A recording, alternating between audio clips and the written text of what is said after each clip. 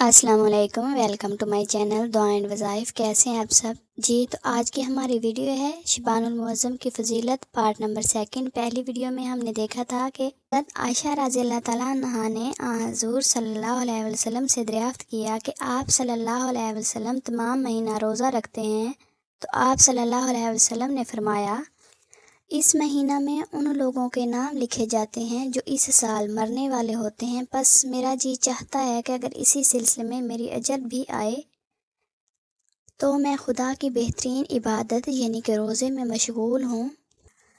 اس ماہ کا بہترین عمل استغفار ہے، اور اس مہینہ میں 70 مرتبہ استغفار کرنا گویا دوسرے مہینوں میں 70,000 مرتبہ استغفار کرنے کے برابر ہیں۔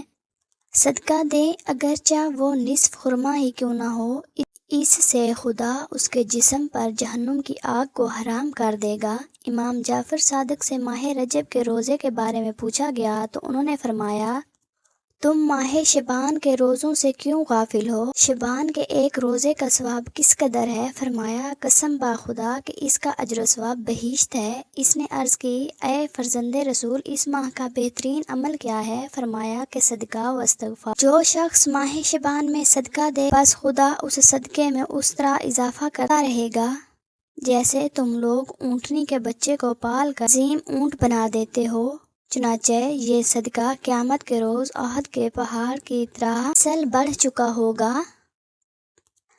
پودے ماہ شبان میں 1000 مرتبہ کہتے ہیں اللہ کے سوا کوئی معبود نہیں، اور ہم عبادت کرتے ہیں اس کی کہ ہم اس کے دین سے خلوص رکھتے ہیں، اگرچہ مشرکوں پر ناگوار گزرے۔ اس کا ذکر بہت زیادہ ہے۔ اس میں ایک جزیہ ہے کہ جو شخص مقررہ تعداد میں یہ ذکر کرے گا نامہ اعمال میں 1000 سال کی عبادت کا ثواب لکھ دیا جائے گا۔ شبان کے ہر جمعرات کو 2 رکعت نماز نفل ادا کریں اور نماز پڑھنے کے بعد 100 مرتبہ درود شریف پڑھیں تاکہ خدا دین و دنیا میں اس کی ہر نیک حاجت پوری فرمائے۔ واضح ہوا کہ روزے کا اپنا الگ اجر و ثواب ہے، اور روایت میں آیا ہے کہ شبان کی ہر جمعرات کو آسمان سجا دیا جاتا ہے تو ملائکہ عرض کرتے ہیں خدایا آج کا روزے دار یعنی کہ روزے رکھنے والے کو بخش دے اور ان کی دعائیں قبول کر لے۔ حدیث میں مذکور ہے کہ اگر کوئی شخص ماہ شبان میں روزہ رکھے تو خداوند کریم دنیا و آخرت میں اس کی